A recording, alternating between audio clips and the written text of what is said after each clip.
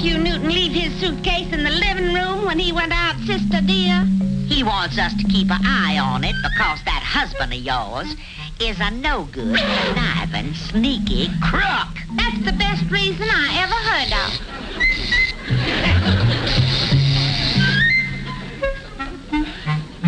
I have a feeling someone's sneaking about. Impossible, sister. The only sneak around here is down at the office.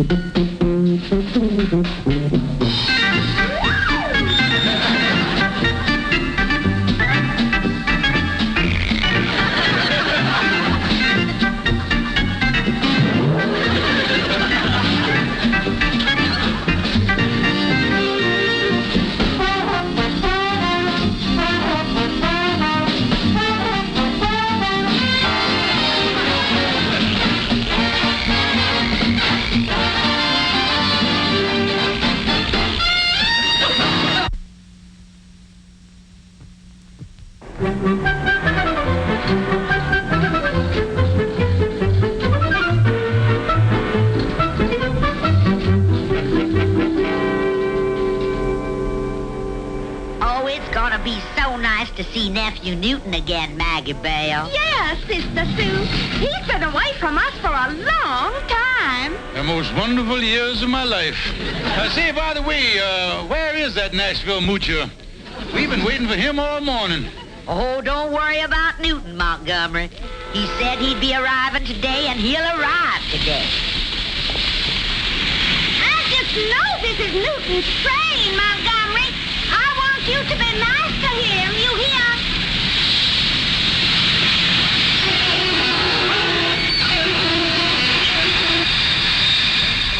Well, I don't see him getting off. Just be patient. He's bound to be on this train.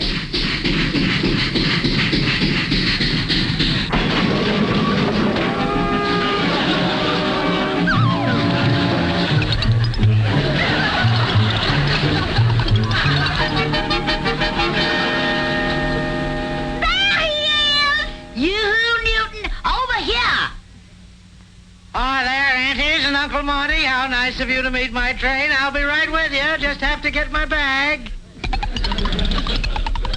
Well, what do you know? Old Newton must have struck it rich down there traveling first class like that.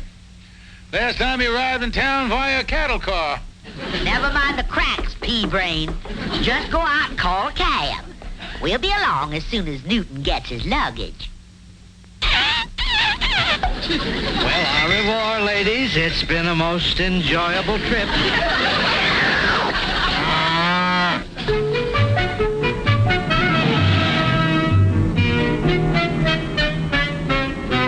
Tell us about South America, Newton.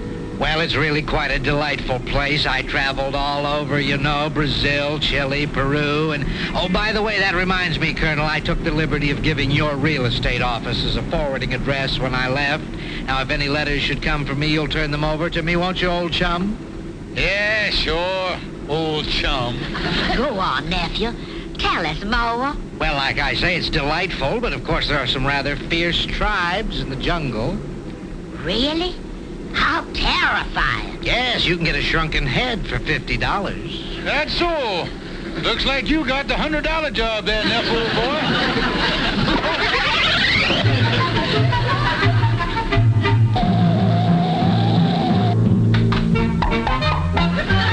Just stand there, Montgomery. Carry Newton's bag upstairs. Here, Uncle dear, let me take that. It's too heavy for you. Why don't you just take care of the cab? I'll see you upstairs. That'll be $4.95.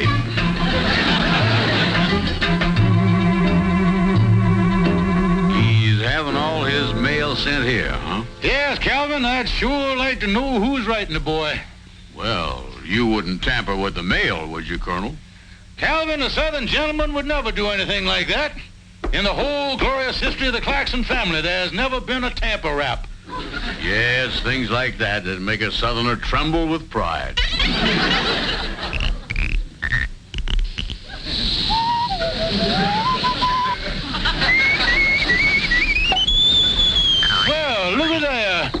The steam accidentally jammed under there and flipped the flap open. Yeah, it'll do that, all right. Well, so much for staying clear of the law. Now let's read it. Of all the sneaky tricks. Yeah, using a lot of big words we can't understand. You dummy, that's Spanish. Oh, well, I knew I couldn't understand it. I just had the reason wrong. Hey, there's a word there that looks familiar. P-E-S-O. Peso. That's Spanish for money. You sure? Calvin, that's one word I know in every language. Peso. That's like the great American dollar. Only difference is I think the peso has a picture of the Cisco Kid on it. Just look at the heading on the letter. They got an oil well on there.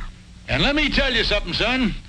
In a South American letter, when you find an oil well and the word peso together, you know you're about to eat high on the enchilada.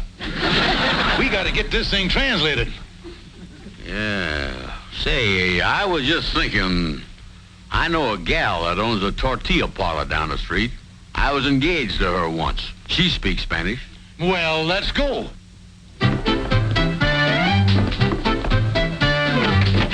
You figure Nephew Newton is liable to get suspicious? Oh, of course not.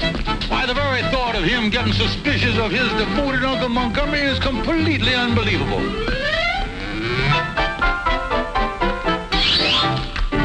What are you doing, Newton? I've got a lot of valuables in my suitcase here, and I just want to make sure that dear Uncle Montgomery doesn't start snooping. Yeah, you can't be too careful with him. I remember when I got back from my last trip. That dirty crook came in here and he swiped all the perfume I smuggled in from Mexico. Everybody has to have a safe place to keep things. The government's got Fort Knox. I got my underwear.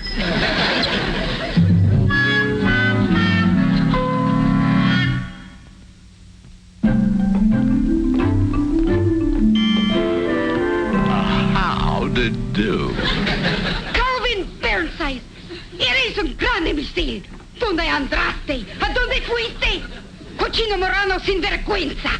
And greetings to you, too. We get engaged and then I never see you again, you big cucaracha. Well, I've been kind of tied up. Business, directors' meetings, tax problems, shooting pool, all that stuff. Well, what you want now, fat stiff? Well, ma'am, you see, Oh, I'll just have a taco with all the trimmings. Okay, lover boys, I'm going to trim you good.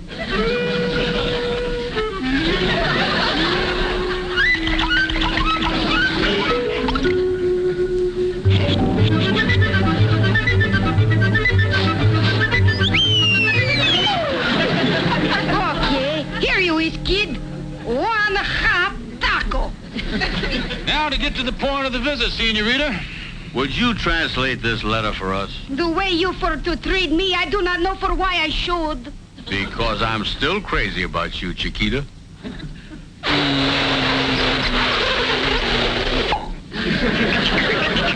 That reminds me, I gotta get my vacuum cleaner fixed. All right, I read it for you. Señor Newton G. Newton, le avisamos que sus acciones en la Compañía Nacional Petrolera ahora tienen el valor de 10,000 pesos. What's it all about, Chiquita? Well, it seems Newton G. Newton is very lucky. She buy himself some no good stock for 200-300 pesos, and now boom! 1, 2, 3, 4 oil wells she come in. Now the company she want to pay 10,000 pesos for the stock. 10,000 pesos? How much is that in Confederate money? Oh, I do not know from Confederate, but it is $3,000-$4,000 maybe. Thanks for your trouble, Chiquita. Remember me to Pancho Villa. Well, Calvin, I'd say the next order of business is to get that stock away from Nephew Newton. That seems like the thing to do, all right. I wonder if he's got that stock in his suitcase. That's where he keeps all of his valuables. Say, Colonel, I just thought of something. You ate my taco. Why, so I did. Sorry, Calvin, old boy. I didn't notice. I guess I just absentmindedly put it in my mouth while I was thinking about that letter from... Yeah!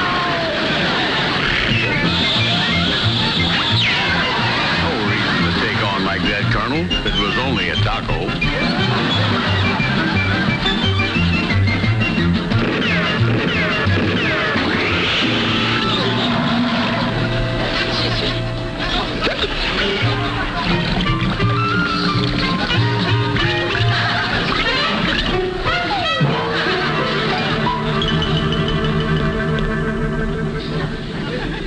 Feeling better, Colonel? Yeah, thanks, Calvin.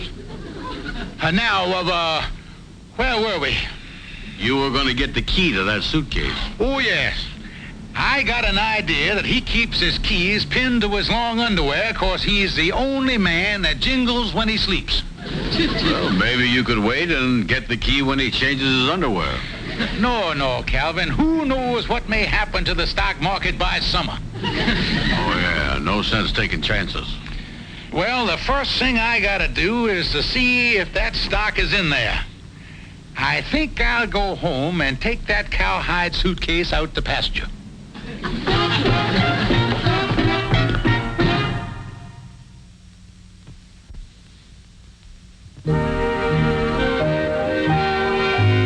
did Nephew Newton leave his suitcase in the living room when he went out, sister dear? He wants us to keep an eye on it because that husband of yours is a no-good, conniving, sneaky crook. That's the best reason I ever heard I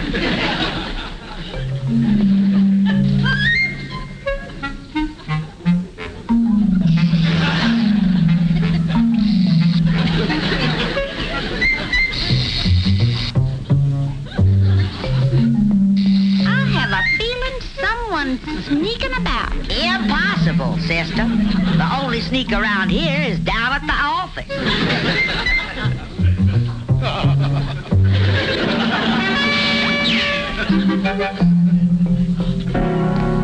Well, sir, we don't usually take an X-ray unless it's advised by your personal physician. Well, he advised it.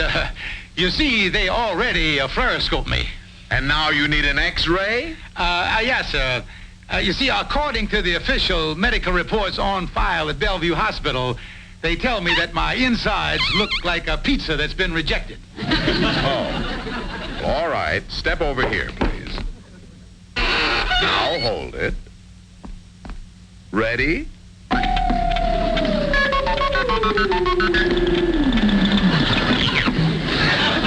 Five, 6, 7, 8, 9, 10.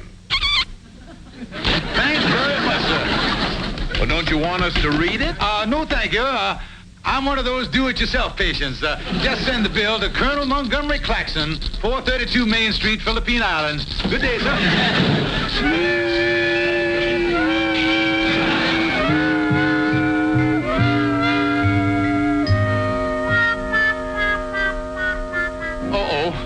The stuff in the suitcase is superimposed over my stomach. Yeah, we have to figure out what's in your stomach and what's in the suitcase. Mm-hmm. It's hard to tell whether that's a pair of socks with a hole in it or a bursted appendix. Yeah, it will take a little diagnosing. You see anything that looks like a stock certificate? Not yet. Hey, look down here in the corner, Calvin. Campania Nacional Petrolara. That's it. Yeah, that's it, all right. I see it peering at us through your giblets. But how do we get it out of the suitcase without the key? Yeah. You know, the fellow that invented locks sure ruined a lot of deals for us. I know what. I'll put the suitcase back, and then I'll meet you over at Oliver Wendell Clutch's office. What do you want me to do with the X-ray? Hang it up on the wall, son. With the way my arteries weave through my elementary canal there, it kind of reminds me of the Great Lakes region. Please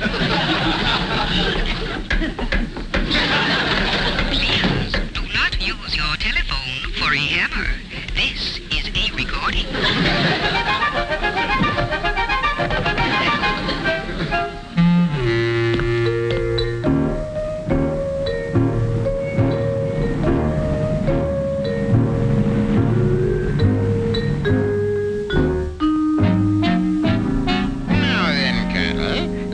If I comprehend the situation. You locked your wife's nephew in a suitcase. Then you took an X-ray of his underwear and found a taco worth $4,000. No, Judge. You've got it all wrong. I'll go over it again.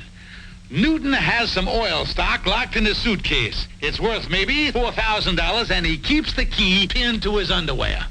Oh, an inside job, eh? What about rendering the boy unconscious? Yeah. Maybe if I beam the boy with a boulder. Good heavens, no. Let's not be brutal. Now, I've been reading a book on the manly art of jiu-jitsu. There's a certain nerve that you can press that will render a man unconscious immediately. It's right back of the neck here someplace, and all you have to do is press it, and you go completely unconscious. Come on, let's go, Calvin. You gonna try that jiu-jitsu on Newton? No, Calvin, but I think Oliver put me on the right track. I've got another plan. Now, let's go over to the real estate office, and I'll tell you how we'll render Newton hors d'oeuvres de combat.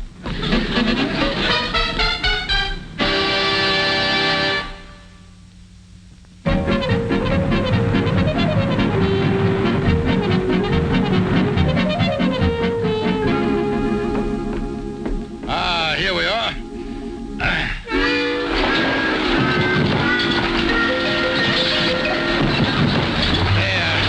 That ought to do it.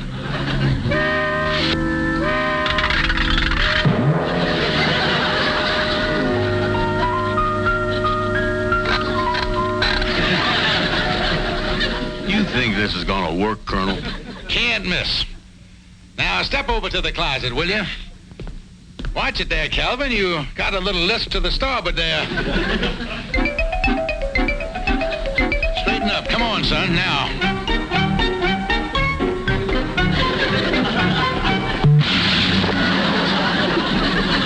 You want me to hide behind those clothes, huh? Yeah, and when I get Newton in the closet, you let him have it. Yeah, well...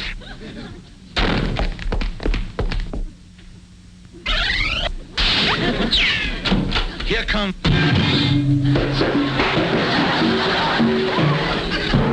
Not yet, you dummy.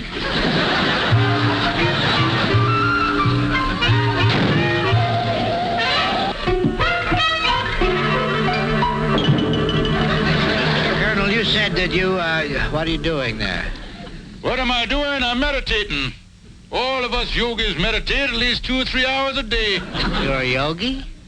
I didn't know they had yogis in this country. Oh, yeah, big thing. Really catching on. They even came out with a spike contour chair for watching television. Amazing. Boy, I'm really sailing today. Afghanistan just went by. How does this thing work? Well, you just sit like this with your eyes closed until a thought hits you. Oh, wonderful experience.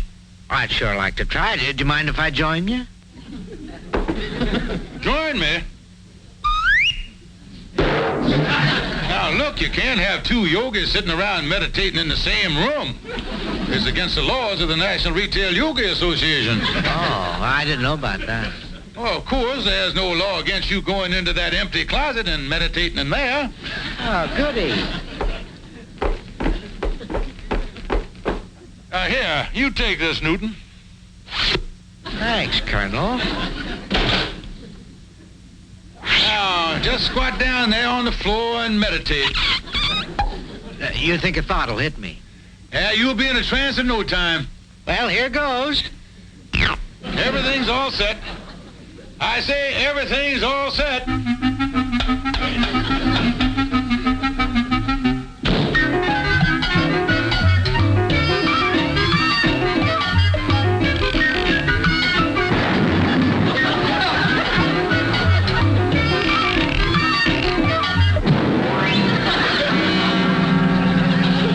Well, just go in and get the key now.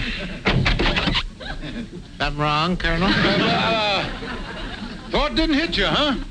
I don't know. I started meditating and something went by my ear. I forgot. Say, Newton, you know you're facing the wrong way. Every genuine yogi faces the mysterious east, with the point of his chin facing up in the air. Oh, am I all right now? Cock your head a little. That's right. Now, there's a nice meditating angle. You think a thought will hit me this time? I guarantee it. Everything's all set. I say everything's all set.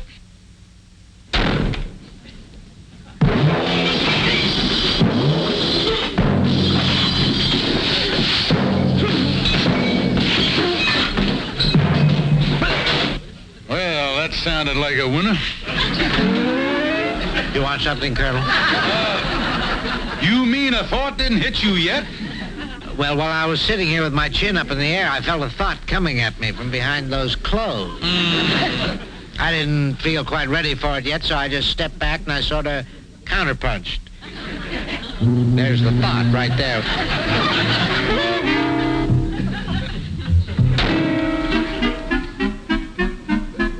This what you were after, Colonel? You're wise to the whole operation, aren't you, Newton? The only thing I don't understand is why you wanted it. There's nothing in my suitcase this trip that's worth anything. Except maybe my oil stock. Well, that's what I was after. I was going to pay you for it, but I just didn't want you to go to all the trouble of taking the key off of your underwear and opening your suitcase. You were going to do it for me? Why, Colonel? Because I'm so crazy about you. I love you, nephew, dear. Let's not get sloppy, Colonel. But it so happens that I want to hold on to that stock. I paid $400 for it. They say one of these days they're going to drill an oil well on the property. And the stock will be worth a lot more. Well, you haven't heard anything. They probably hit a dry hole and the stock is worthless. You must have some inside information. But I'll tell you, I'll sell the stock for $400, no less. I'll give you $250. I think I'll go home and tell Maggie Bell and Sister Sue about you making me a yogi. Sold for $400. Bring the money back to the house. We'll close the deal.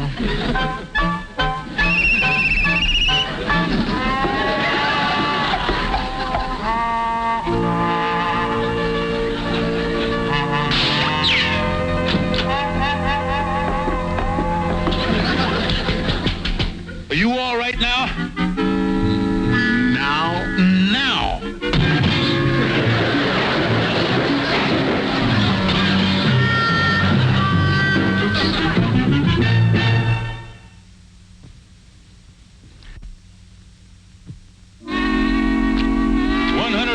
190, 200. There's my 200, Calvin. You got yours? Right here. 200 on the button. Montgomery, it was so sweet of you to give us $5 to go shopping. Well, I always like to have my charming wife and sister-in-law to look up to date. Come on, Maggie Bell.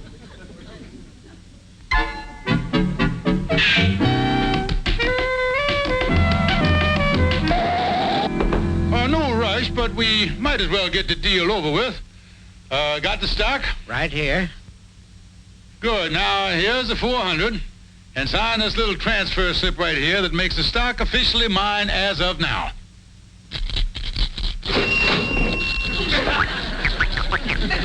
Right. And that closes the deal. I still don't see why you want this oil stock, seeing that it's worthless. Newton, old boy, I got a surprise for you. It just so happens that I opened a letter addressed to you that says the stock is worth $3,000 or $4,000. Colonel, I've got a surprise for you. I wrote that letter before I left South America. What?